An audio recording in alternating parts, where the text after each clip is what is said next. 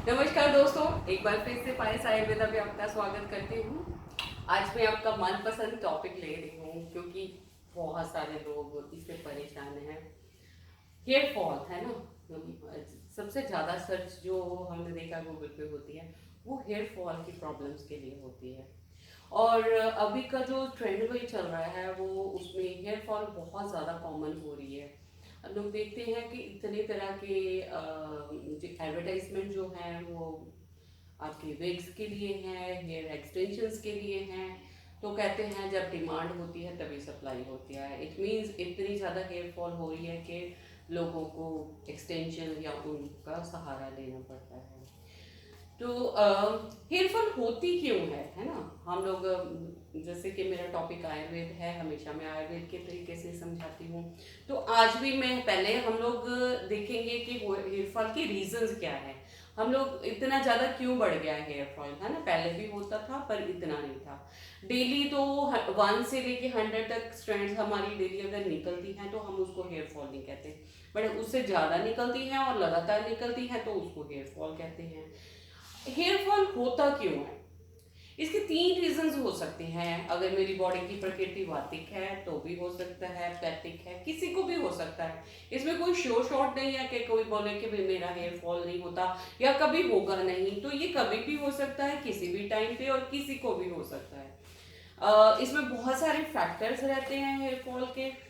तो हम उस पे पहले चर्चा करेंगे, फिर देखेंगे कि हम इसको कैसे स्टॉप कर सकते हैं। और ये जितने भी ऑयल्स मार्केट पे इतने सारे ऑयल्स आते हैं वो हमें कैसे हेल्प करते हैं।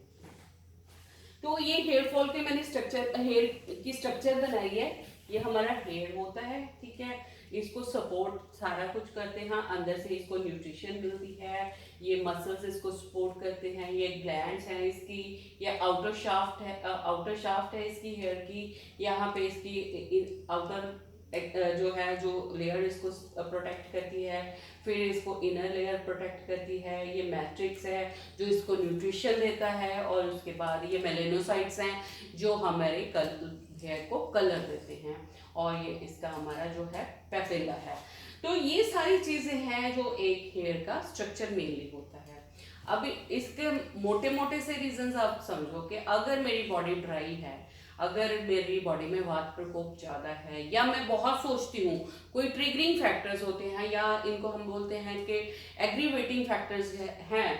तो वात का प्रकोप हो गया, और उसमें क्या है, जब ये चीज़ है, जब मैं किसी पौधे को पानी नहीं दूंगी तो उसकी जड़ निकल जाएगी अपने रूट से, है ना। तो ये आप इसमें भी सोच सकते हो, आप कहीं पे भी आप देख सकते हैं।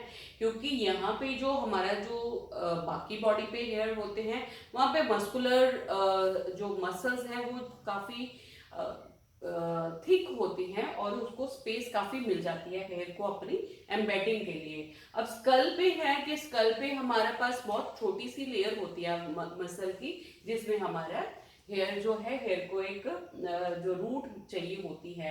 कहते हैं कि जो जितनी रूट डीप होगी उतना हम लोग स्ट्रांग रहते हैं।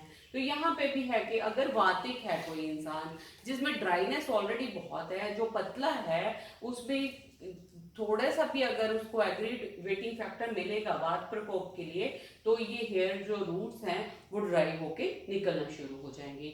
अगर मेरी पैथिक प्रकृति है, अगर मेरे में एग्रेशन बहुत ज्यादा है, तो मेरा जो एग्रेशन है, जो मेरा गुस्सा है, वो क्या करेगा, यहाँ पे हेयर रूट्स में यहाँ पे गर्मी पैदा करेगा। और गर्मी पैदा होने के कारण भी वात का प्रकोप होगा। क्योंकि जब कोई भी चीज को हम लोग गर्म करते हैं तब भी वो उड़ जाती है ना। हम लोगों ने ये देखा है कि हम लोग किसी चीज को, पानी को अगर हम लोग गर्म करते हैं तो वो भी उड़ जाता है ड्राई। इसी तरीके से जब हम लोग को हमारा एग्रेशन भी ज़्यादा होगा तो गुस्से से या एग्रेशन से जो एग्रीवेटिंग फैक्टर होगा तो फिर वात प्रकोप होता है, और वो वात या तो हेयर फॉल होनी शुरू हो जाती है, नहीं तो ये क्या करता है, दूसरा काम पित्त का क्या, अग्नि का क्या होता है, पकाने का।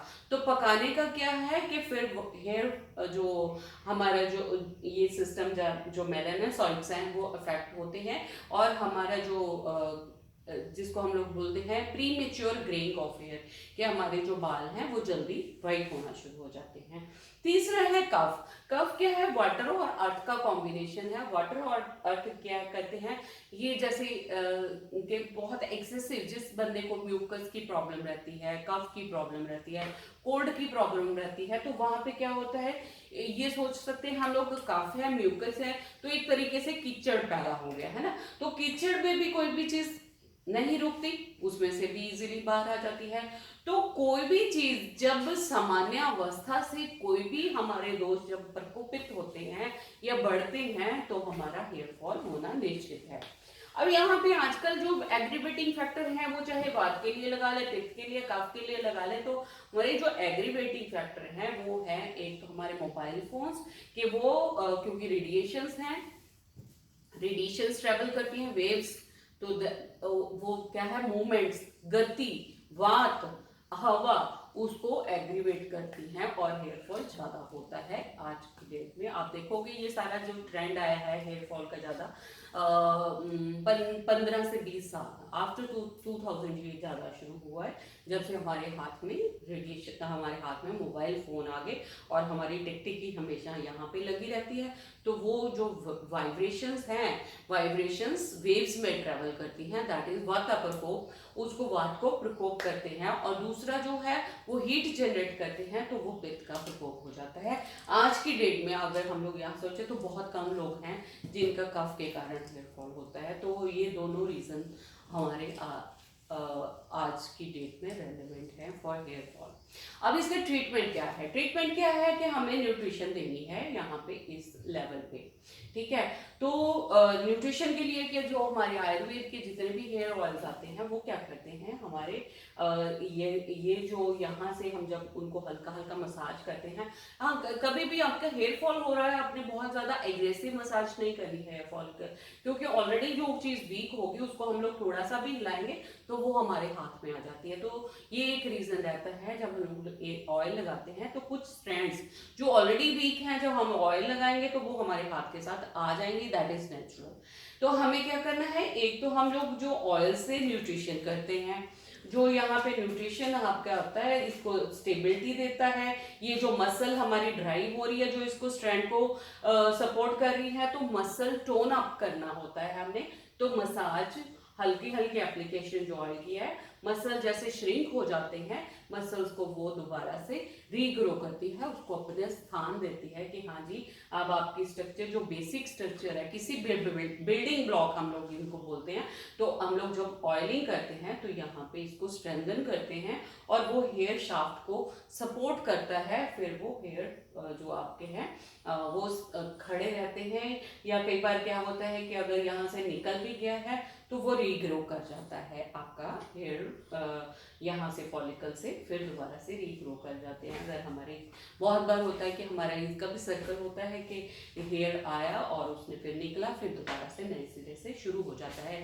कई बार हेरिडिटी फैक्टर हो जाते हैं, जिसको हम जेनेटिक फैक्टर्स बोलते हैं, कि वो उनके ब्लड में वही चीजें चलती आ रही हैं, तो मोस्टली ये मेन में ज़्यादा होता है, बट हाँ लड़कियों में भी बहुत बार देखते हैं हम लोग। तो वो क्या है, वहाँ की वो उसकी साइड के उनके जो हेयर जो एक बार बाल निकले तो वो दोबारा नहीं आते। तो ऑयल मसाज क्या करती है, हमारी वात और पित्त का शमन करती है। तो हमें मेक श्योर करना है कि जो ऑयल हम लोग, वैसे तो आयुर्वेद में जितने भी ऑयल बनते हैं वो उसको देख के ही बनाए जाते हैं, मोर और लेस वो तीनों दोषों पे काम करते हैं, वात पित्त का तीनों दोषों पे काम करते हैं, उनको संरखने का काम करते हैं। इसलिए हेयर फॉल मोस्टली क्या होता है कि हेयर ऑयल जितने भी बनते हैं वो हमें बहुत ज़्यादा ना सही तो 10-15% तो हमें इफेक्ट देते ही हैं। और अगर हम लोग अपनी प्रकृति को देख के हम लोग ट्रीटमेंट करना चाहते हैं तो मैं अपना लिंक में अपनी साइट, अपना जो एप्लीकेशन हमने बनाई है, आपके फिजिकल, मेंटल और साइकोलॉजिकल फैक्टर्स को लेके कि आप कैसे रिस्पॉन्ड करते हो किसी चीज़ से, तो आप उस पर टिक करेंगे, आप उसको डाउनलोड करके आप अपना उसमें भरेंगे। वो एक मैंने क्वेश्चनर बनाया हुआ है, तो आपको आपकी प्रकृति पता चल जाएगी। वैसे तो हर इंसान को पता होता है कि मुझे गुस्सा आता है तो मेरी प्रकृति पैथिक है, गुस्से वाली है। हाँ अगर कोई बहुत ज़्यादा जैसे हाइपर एक्टिवेशन होती है कि चंचलता बहुत होती है, स्टेबिलिटी बिल्कुल नहीं होती किसी चीज़ को समझने की। आजकल जो ट्रेंड है वो तो वही है कि हम हमारे में पेशेंस बिल्कुल नहीं रहे किसी चीज़ को भी सुनने की, समझने की या सहारने की भी, तो वात प्रकोप होता है ना। तो आप लोग वहाँ पे लिंक में मैं दूंगी, आप अपनी नेचर देखिए, आपको अगर एनालिसिस करना है आप वहाँ से एनालिसिस कर सकते हैं। उसी हिसाब से हम लोग फिर आपको एक लेप देते हैं जिसको अपने बालों पे लगाना है। बालों पे आप लगाते हैं तो यहाँ पे ये जो अगर ये यहाँ पे ड्राइनेस आ रही है और ये जो हमारा जो फॉलिकल की ये जगह है ये बहुत ज़्यादा विस्तृत हो रही है, अगर बढ़ रहा है इसमें फॉलिकल में, इसको हमने टाइटन करना होता है, इसको हमें टाइटन करना है ताकि फॉलिकल जल्दी से नहीं निकले। और गर्मी में भी क्या है कि हमें इस जगह की गर्मी अब्जॉर्ब करनी होती है और हमें दोबारा से इसको पूरा रिलैक्स करना होता है अपने स्कैल्प को, सो दैट हमारा जो हेयर अगर ग्रो भी कर रहा है तो बार बार वो निकले नहीं, हमें उसकी इसकी जड़ को मजबूत करना होता है। तो जो ऑयल हम लोग लगा लेते हैं आजकल, लगा के तो कोई रखता नहीं है, तो वो दूसरे दिन हमने वॉश कर लिया और निकल गया ऑयल। तो ये जो लेप है, ये लेप यहाँ पे एक बार एब्जॉर्ब होते हैं, आपकी स्किन पे एब्जॉर्ब होते हैं और इफेक्ट करते हैं।